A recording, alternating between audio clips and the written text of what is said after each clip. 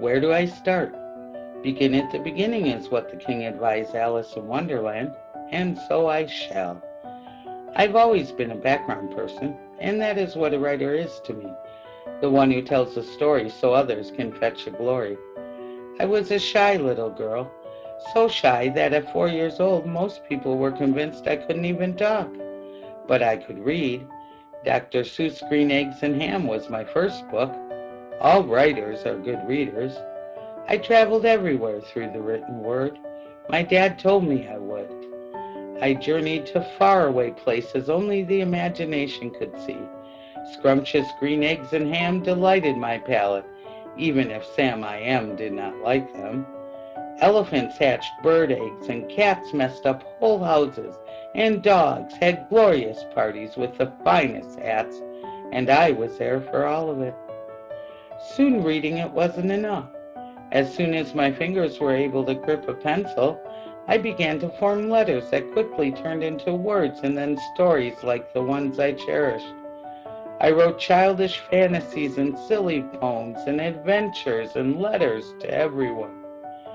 The pencil was quickly replaced by a typewriter, a manual one.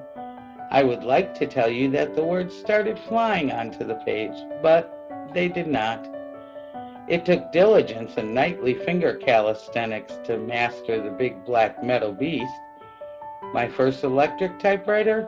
Well, that did not arrive until high school. And oh, what a relief it was.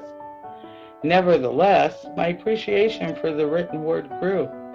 I found not only writing the story appealing, but I was infatuated with the word itself. How the letters sat next to each other and combined together to create meaning. How the full word looked on a page and in a sentence. How it sounded in my mind and then when it was spoken aloud.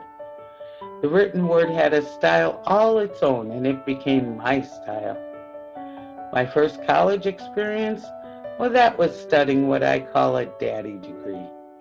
That is a fortunate child's college endeavor without student loans, and therefore requiring less practical decisions.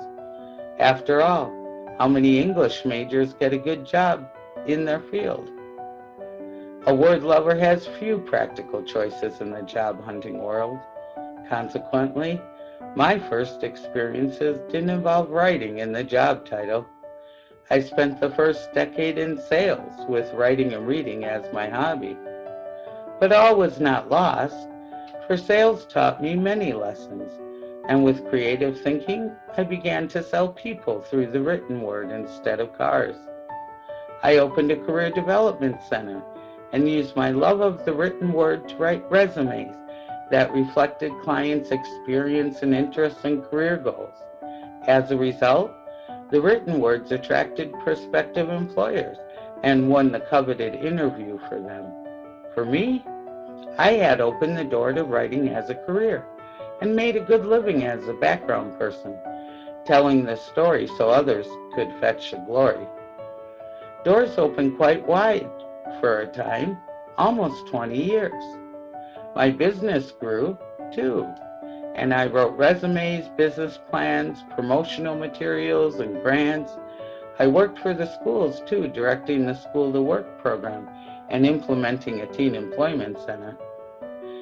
And all this was made quite a bit easier with the influx of technology.